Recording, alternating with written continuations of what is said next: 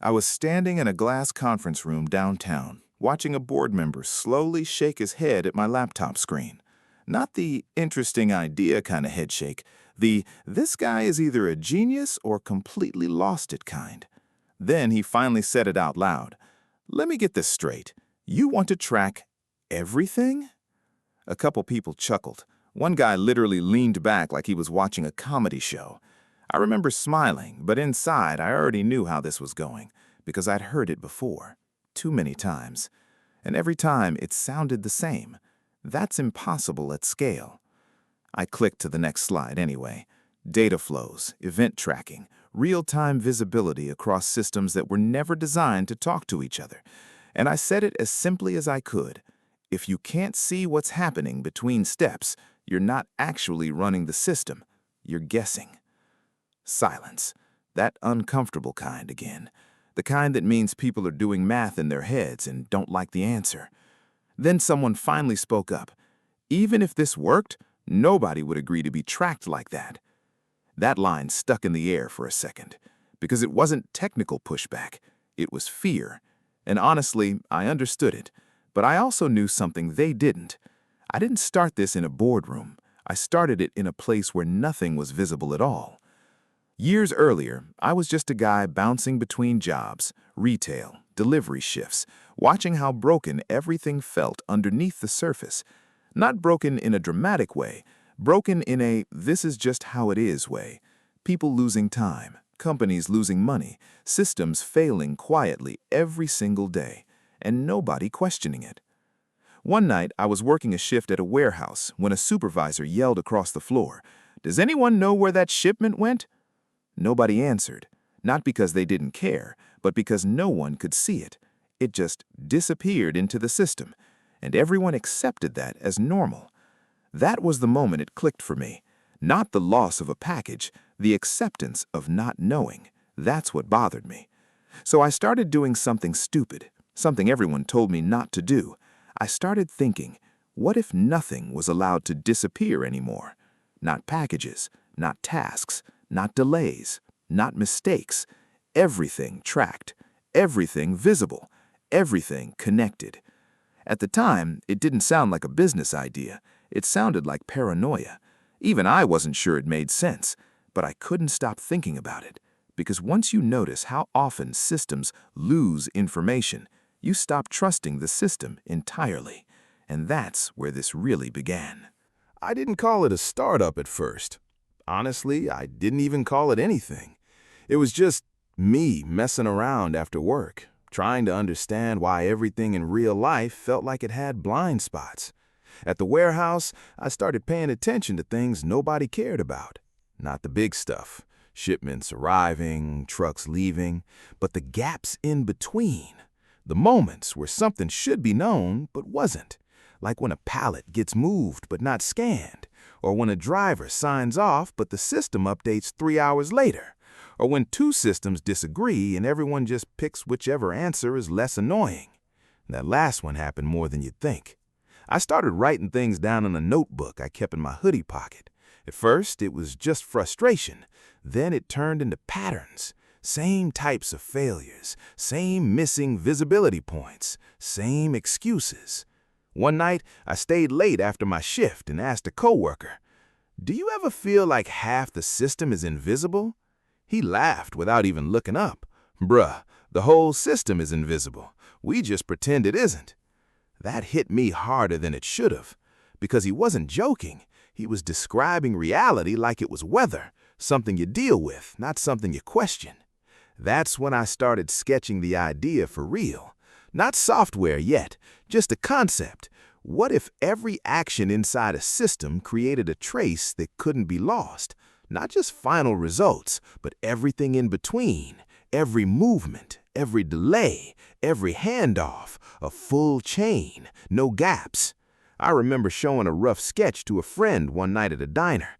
It looked ridiculous. Boxes, arrows, notes all over the page, like a conspiracy board.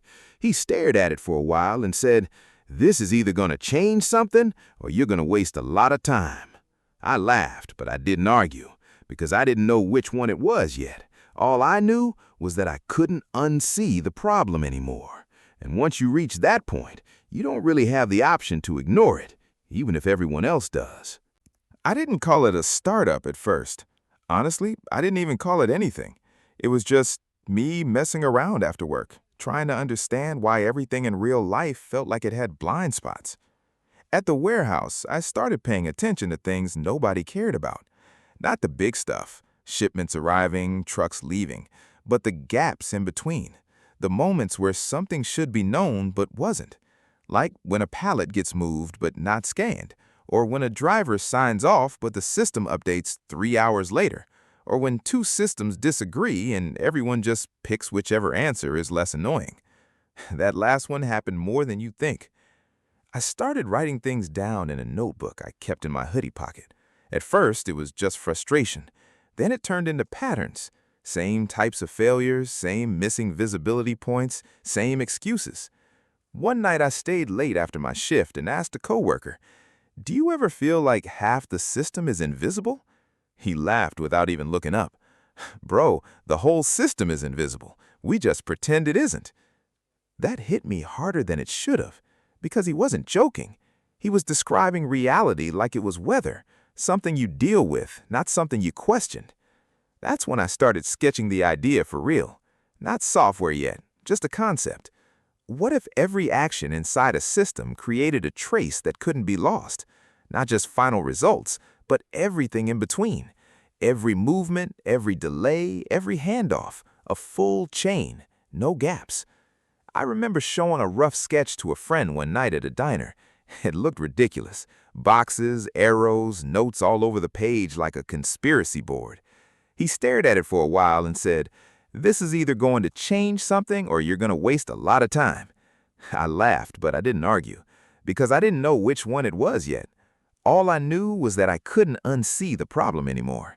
And once you reach that point, you don't really have the option to ignore it, even if everyone else does. The first real yes didn't come from a big company. It came from a guy who ran 3 small warehouses outside Phoenix. Nothing fancy, no corporate branding. Just a phone call that started with, "I don't know what you're selling, but I'm tired of losing money I can't explain." That was the most honest pitch conversation I ever had. I flew out with a laptop, a half-working prototype, and way too much confidence for someone who still wasn't sure his system would survive real data. When I got there, the warehouses were exactly what I expected. Hot, loud, constant movement, people rushing like everything was already behind schedule. The owner met me in the parking lot. He looked me up and down and said, "So you're the track everything guy?" I nodded. He smirked a little. "All right, show me something real then."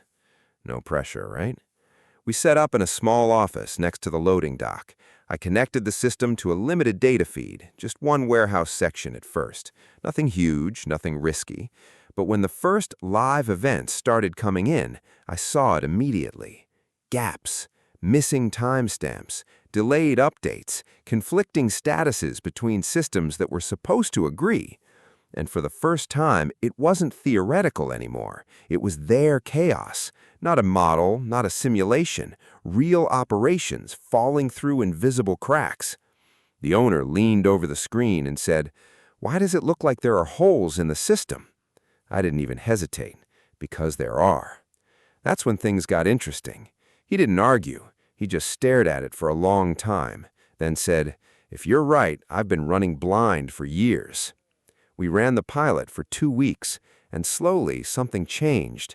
Fewer missing shipments, faster issue detection, less blaming, more actual understanding of what went wrong.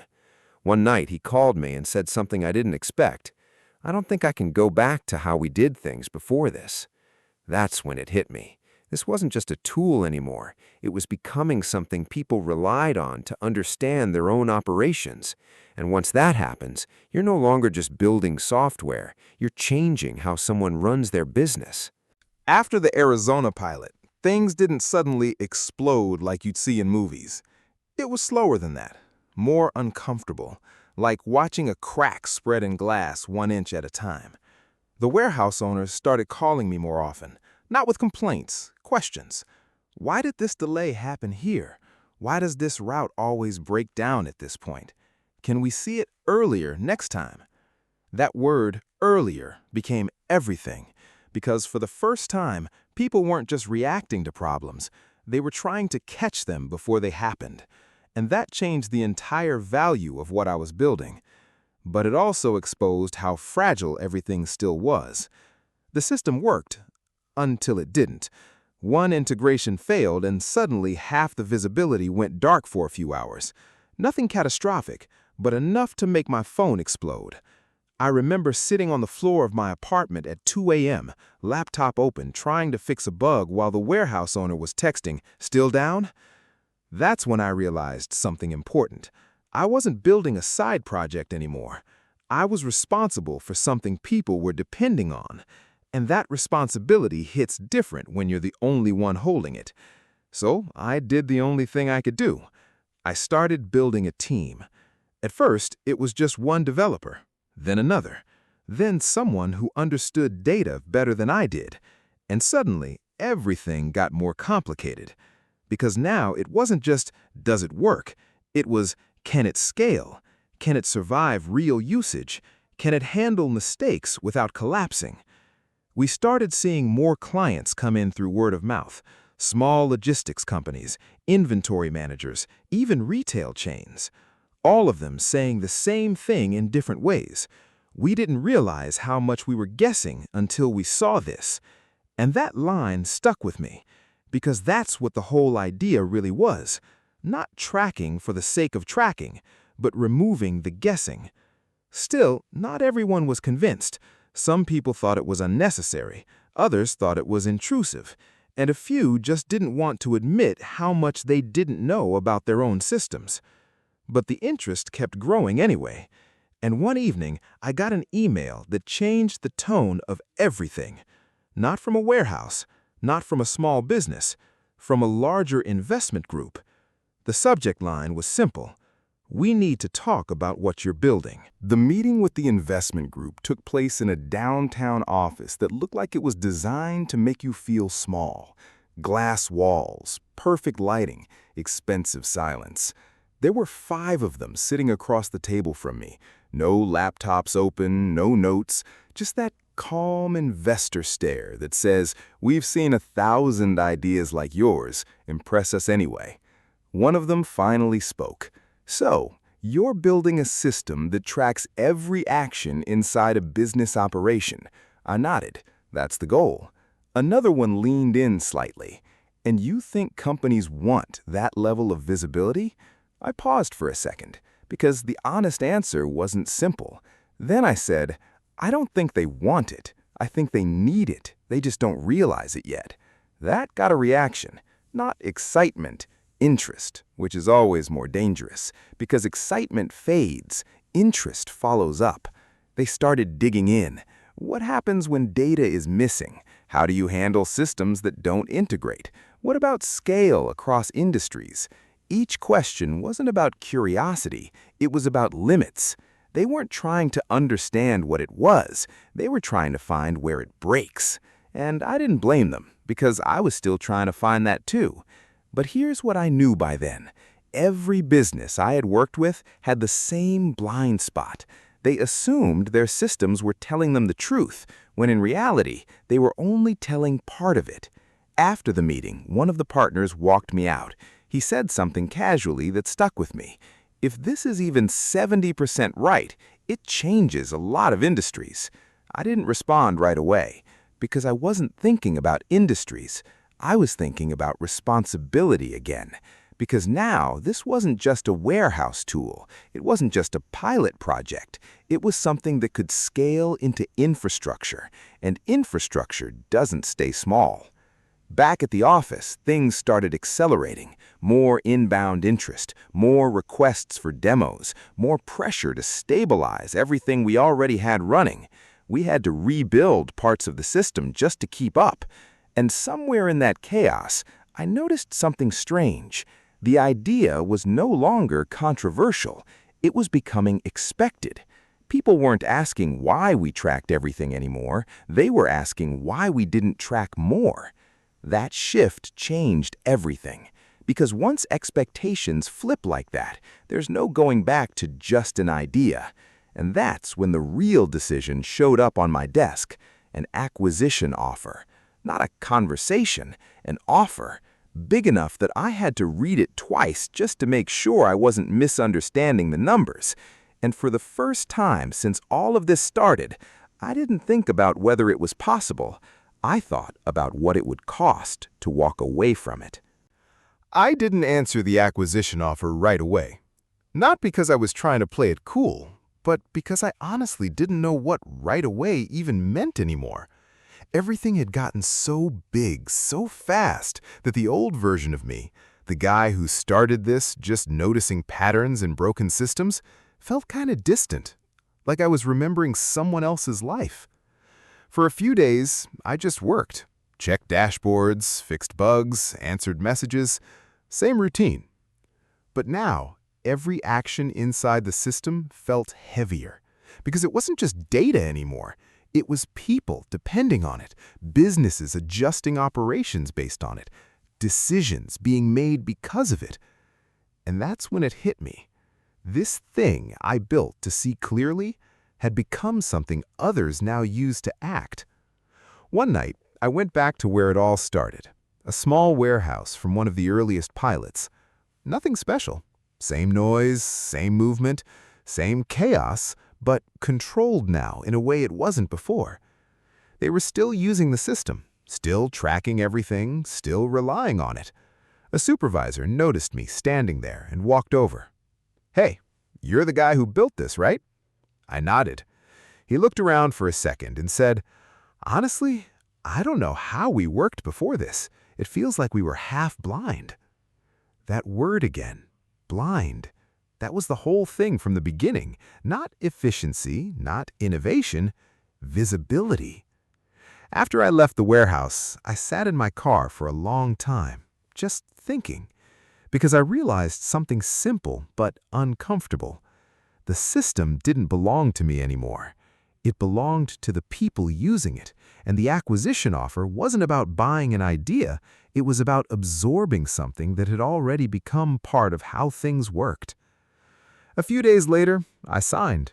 No dramatic speech, no celebration, just a decision that felt less like a win and more like closing a chapter I had been writing for years without realizing it. After everything settled, I expected to feel something big, relief, excitement, maybe even pride. But mostly, I felt quiet. Because when you spend so long solving a problem nobody sees, you don't really notice when the world starts seeing it for you. Now, when I look back, it doesn't feel like a story about technology or business or even success. It feels like a reminder that most systems don't fail loudly, they fail quietly, in gaps, in delays, in missing pieces nobody bothers to question. And sometimes, all it takes is one person refusing to ignore those gaps to change everything that depends on them. Before you go, hit that like button and subscribe for more unbelievable stories just like this one. See you in the next story.